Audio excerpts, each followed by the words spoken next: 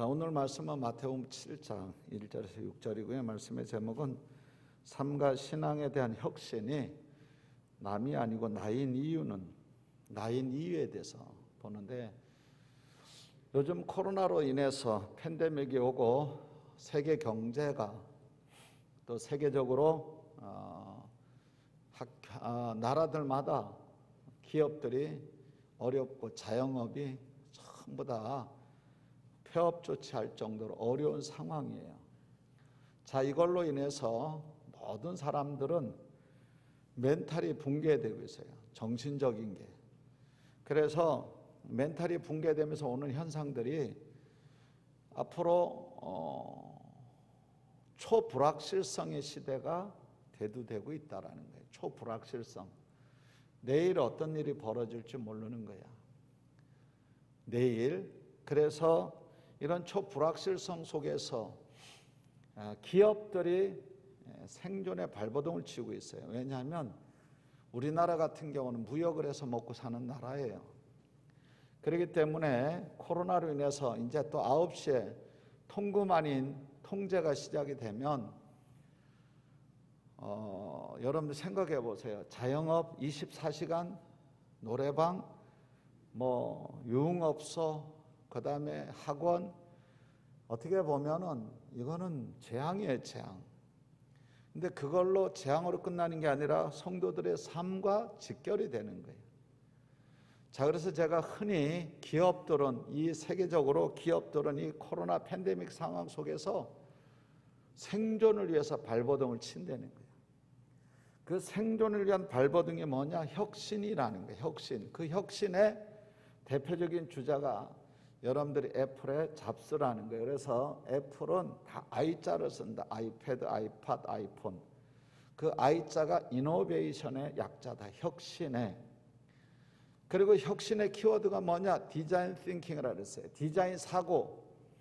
자, 디자인 사고는 소비자의 입장에서 보는 게 내 입장이 아니에요.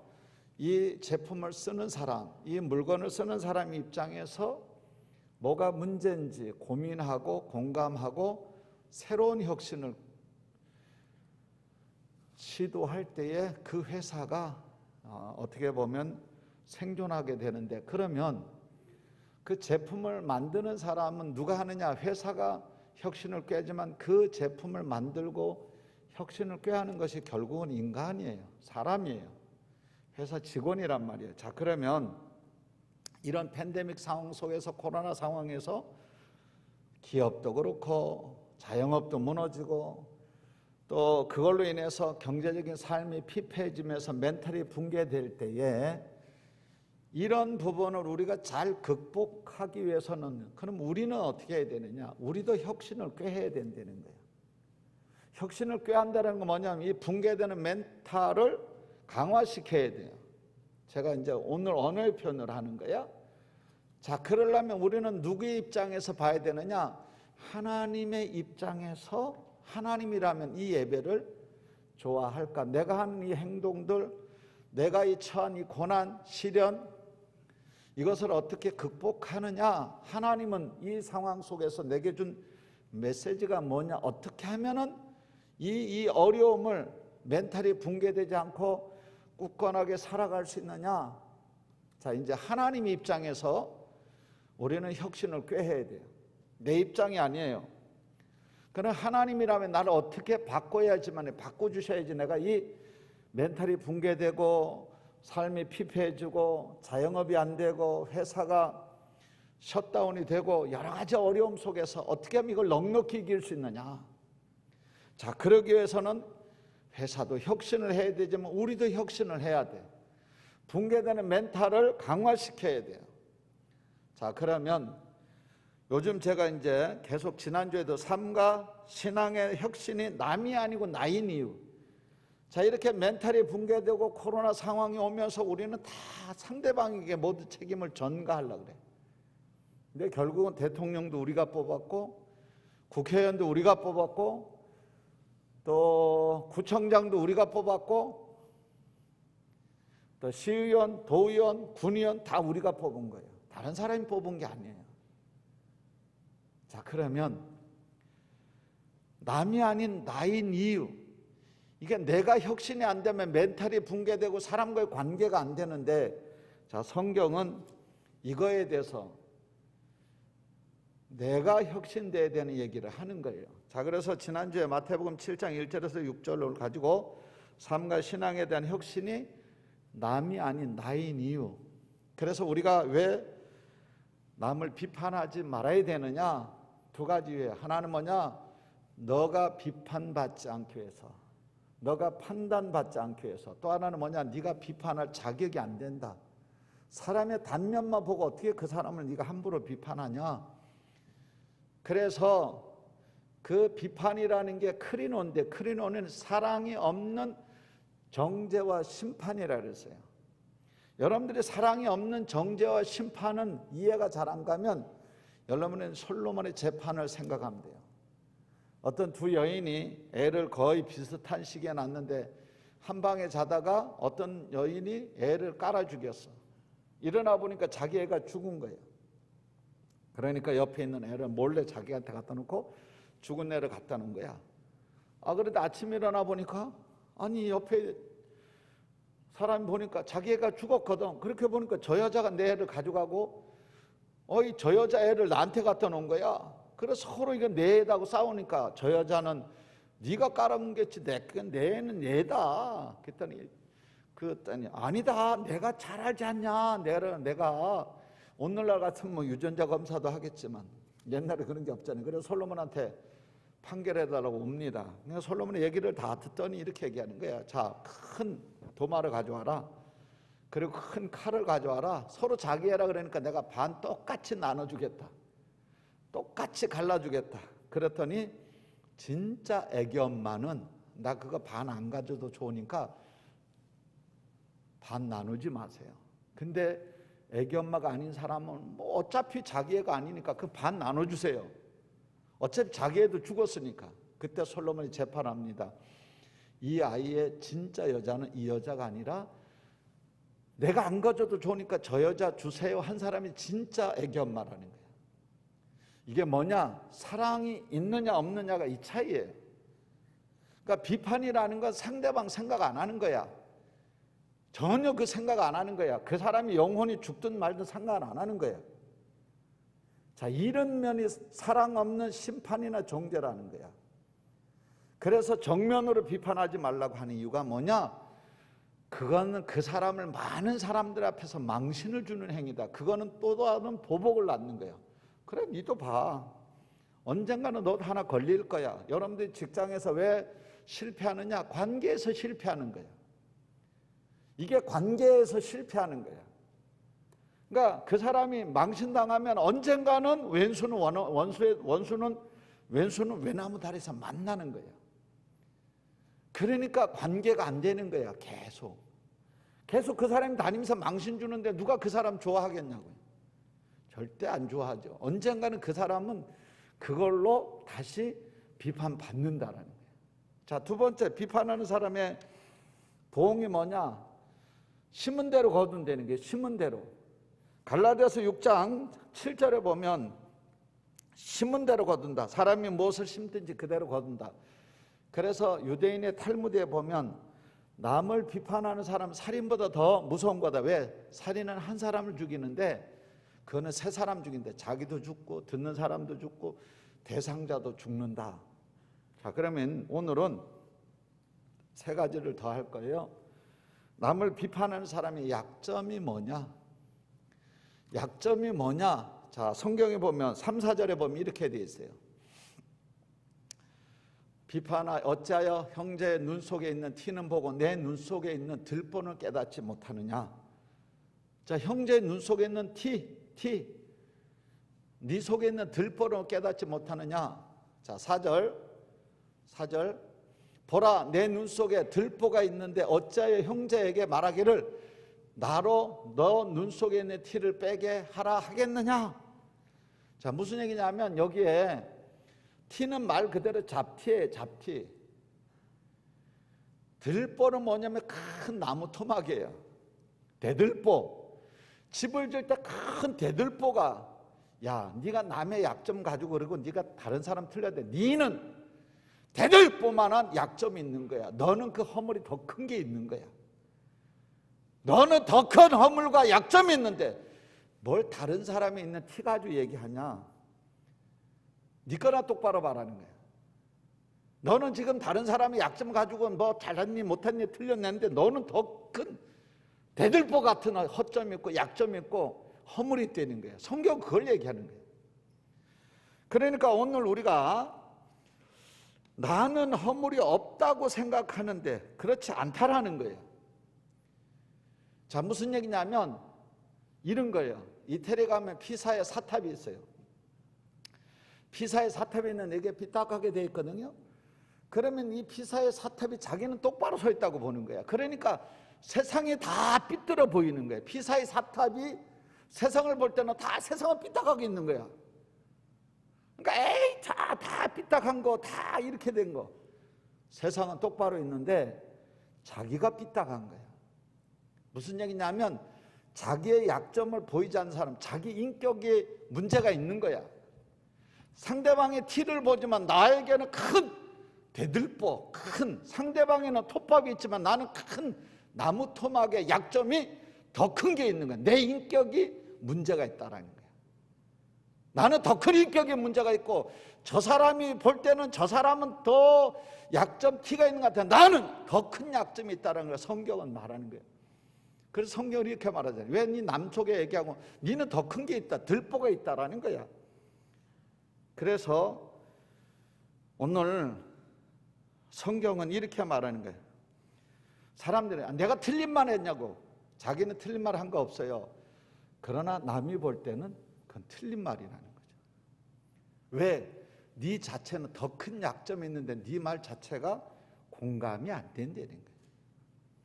오늘 우리가 세상에 성공하고 실패하는 사람은 자기 전문 지식이 모자라서 실패하는 사람은 15%밖에 안 된대. 다 관계에서 실패하는 거예요.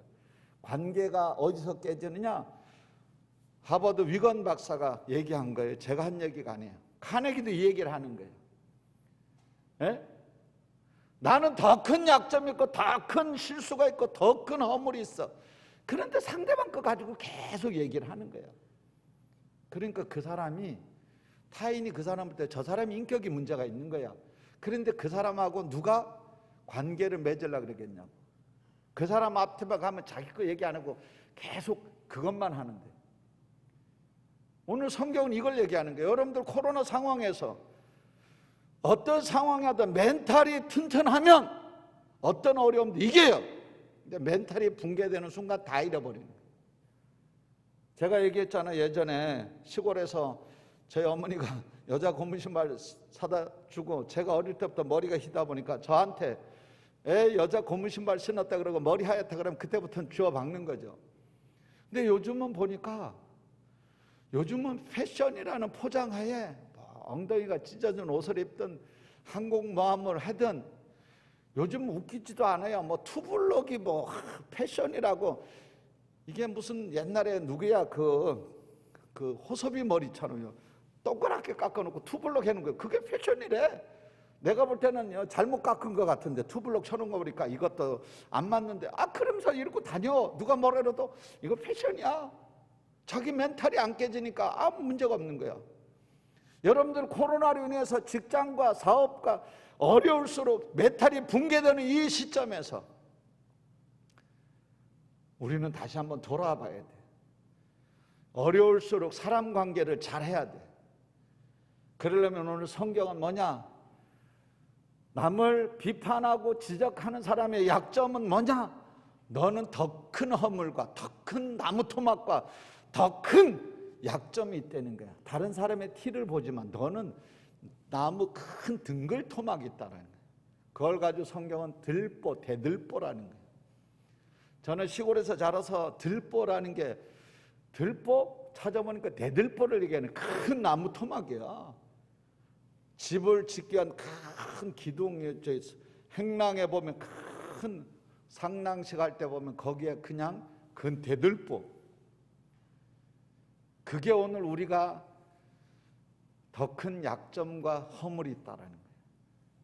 그리고 피사의 사탑은 사람들이 삐뚤은 게 아니라 사탑이 삐뚤어진 거라는 거예요. 그래서 오늘날 여러분들이 이 삐뚤어진 것을 내가 바로 볼 수 있는 눈이 있어야 돼. 그러려면 뭐예요? 상대방 약점보다 내 약점을 인정해야 되는데 이거는 인정 안 하는 거야. 자, 그래서 오늘 문제가 생기는 거예요. 사람 관계에서. 자, 네 번째. 그럼 남을 비판하기 전에 유의사항이 뭐냐? 유의사항이. 자, 여기 보세요. 5절. 자, 외식하는 자여. 외식하는 자여, 먼저 내 눈 속에서 들보를 빼어라. 그 후에야 밝히 보고 형제 눈 속에 티를 빼리라. 여기는 먼저 외식하는 자여.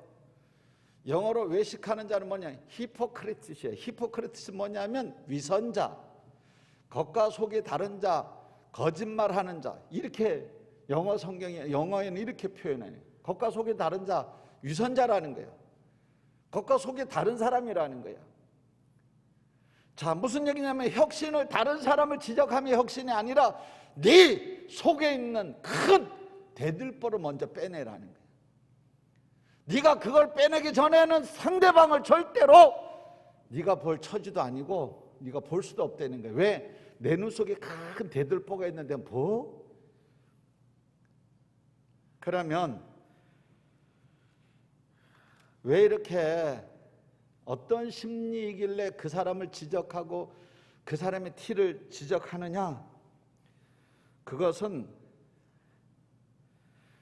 그 톱밥은 통나무에서 나온 거라는 거예요. 통나무. 내 눈에 있는 큰 나무에서 나온 거라는 거예요.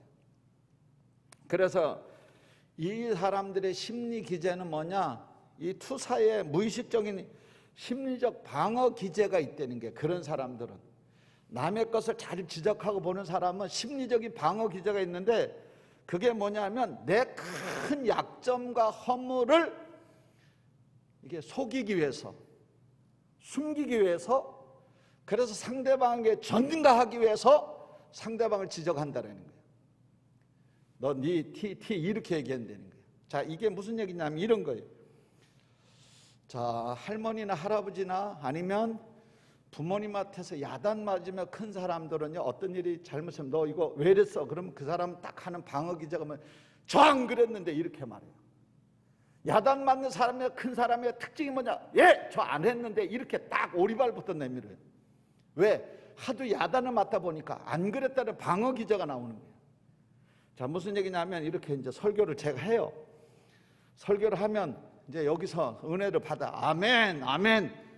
그런데 그 중에 어떤 사람은 꼭 목사님, 저 우리 교회 얘기가 아니에요. 저기 김장한 목사님네 교회 대학 교수인데 설교만 하면 한 20가지를 적어서 들어온대. 목사님한테 20가지를. 그래서 저는 힘낼 수 있어요. 왜? 그 유명한 사람도 20가지 허점이 있는데 저야 뭐 더 많이 할 것도 없죠. 근데 그 심리 기제가 뭐냐면 저 이렇게 예배 잘 드렸습니다. 설교 잘 들었습니다. 그러면서 지적하면서 자기의 약점과 허물을 숨기는 거예요. 이게 속임수라는 거예요. 이 속임수라는 거예요. 그래서 성경은 예수님이 뭐라고 말하느냐? 바리새인 서기관들을 외식하는 자요! 이렇게 말하는 거예요. 속이는 자라고 이렇게 말해요. 겉과 속이 다른 자요, 거짓말하는 자요, 속이는 자, 이렇게 말한다는 거예요. 그러면서 뭐냐? 남의 혁신을 얘기하지 말라는 거예요. 네 자신의 큰 대들보와 약점과 허물을 그거를 혁신시켜야 된다는 거예요. 네가 그거를 혁신시키지 않으면 세상은 더 네 눈에 볼 때 다 삐뚤어지게 보인다는 거예요. 네가 세상을 바로 보려면 네가 먼저 네 인격이 깨지지 않은 네 인격, 그걸로 돌아갈 때에 세상에, 제가 이제 흔히들 은혜 받고 성령 받은 사람들이 하는 표현이 있어요. 에? 하는 사람이 있어요. 어떤 사람 암이 걸렸다, 폐병이 걸렸다. 기도원에 가서 기도하다가 막 산에 올라 기도하는데 하나님 탁 고쳐줘서. 그런데 그 사람들이 그 다음에 하는 내뱉는 말이 있어요. 내려오는데 막 새들이 막 환영하는 것 같고 막 제잘 드리는데 얼마나 예전에는 보이지 않던 그 세상이 너무너무 아름답고 좋게 보이는지 이루 말할 수 없다. 지금 누가 혁신된 거예요? 자기가 주님을 만나고 치료받고 회복되고 나니까 세상이 다르게 보이는 거예요. 오늘 우리의 문제가 바로 여기에 있다라는 거예요. 코로나가 오면 올수록 그 경제적인 삶이 피폐해지면 해줄수록 우리는 내 속에 있는 내가 혁신이 되고 어떤 어려움과 역경이 와도 내가 혁신이 되면 세상이 다르게 보이는데 점점점 다른 사람의 것만 크게 보이는데 주님이 그러는 거예요. 야, 네가 외식하는 자고 네가 거짓말하는 자고 네가 속이는 자야. 너 잘 들어. 남의 얘기하기 전에 네 거부터 빼야 그 다음 얘기야. 성경 다시 띄워줘 보세요. 성경 보세요. 5절에 외식하는 자여, 네가 속이는 자라는 거야. 네가 거짓말하는 자라는 거야. 왜? 다른 사람이 티 얘기자 하는 자는 네는 더 큰 허물과 더 큰 약점과 더 큰 게 있다는 거야. 내 눈 속에서 들보를 빼어라. 네 눈 속에 있는 네 자신의 약점, 허물 이것을 제해라. 그 후에야 밝히 볼 수 있다. 네가 지금 보는 거는 보는 게 아니라는 거야. 너는 네 시야에서 네 프리즘이 깨진 걸로 넌 세상을 본다는 거야. 네 약점 투성이고 네 허물 투성이로 보는 거야. 그게 보는 거야. 네가 그것이 빼진 다음에 그 후에야 밝히 보고. 네가 지금 보는 거는 진짜 네가 아니라는 거야. 세상 그렇게 보는 건 네가 삐뚤어진 시각으로 보기 때문에 그렇다라는 거야. 밝히 보고 형제의 눈 속에 티를 빼어라. 네 속에 있는 들보를 빼어서 밝히 보고 난 다음에 그 다음에 해라는 거예요.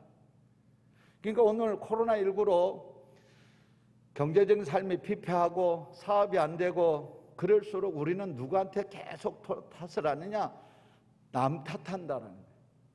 그런데 남 탓의 문제가 아니라 내 자신이 이런 어려운 상황이 올수록 그럴수록 내 멘탈이 붕괴되지 않고 강하게 되려면 내 자신을 혁신시켜야 된다. 내 자신을 혁신시키지 않으면 안 된다는 거예요. 다른 사람이 혁신이 아니라 내가 혁신이 돼야 된다는 거예요. 자, 그럼 내가 혁신이 안 될 때 어떤 문제가 생기냐? 5번째, 사람을 개와 돼지에 비유한 의미가 뭐냐? 그 6절 보세요. 자, 여기 보면 거룩한 것을 개에게 주지 말며 너희 진주를 돼지 앞에 던지지 말라. 그들이 그것을 발로 밟고 돌이켜 너희를 찢어 상하게 할까 염려하라. 오늘 이렇게 바리새인 서기관을 개돼지로 비유합니다. 예수님이. 그러면 개돼지의 속성은 뭐예요? 개는요, 물어뜯는 게 속성이에요. 먹는 것 외고 물어뜯는 것 외에는 아무것도 없어요. 주인도 물어뜯는 거예요. 먹는 거 가지고. 거긴 사랑도 없어요. 무슨 사랑이에요? 개끼리 만나봐요. 그냥 물어뜯고 죽이는 거 외에는 없다라니까요. 자, 그래서 예수님이 헤롯의 안티파스를 향해서 여우라고 불렀고 서기관 바리새인들을 향해 회칠한 무덤과 독사의 새끼들아 이렇게 말했어요. 예수님이. 왜 그런 줄 아세요? 자, 비판하는 사람들을 자신에 대한 비판을 결코 안 받아들여요. 그 비판하는 사람들은. 왜? 야, 네 눈 속에 큰 들보 있다 그러면 야, 웃기지 마. 안 받아들인다는 거예요. 그런데 이런 사람들을 개돼지라고 한 이유가 뭐냐? 복음의 감격이 빠지고 은혜가 떨어지면 뭐만 남느냐? 형식만 남아버리는데. 복음의 감격과 은혜가 떨어지고 빠지면 그 사람은 형식만 남아있대요. 그리고 이 형식만 남아있는 사람에게 사랑이 없는 비판만 하는 거예요. 교회가 무너지는 거 상관없어요.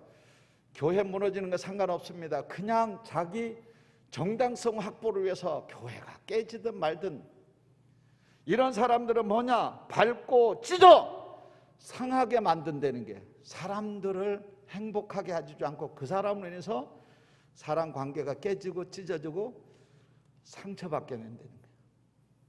그래서 오늘 제가 정리를 하면 여러분들 코로나 상황에서 기업은 혁신을 꾀야 된다면 오늘 팬데믹 속에서 또 기업이 어렵고 자영업이 어렵고 여러분들이 직장이 어렵고 취업이 어려우면 경제적인 삶도 어려워지는 건 마찬가지예요.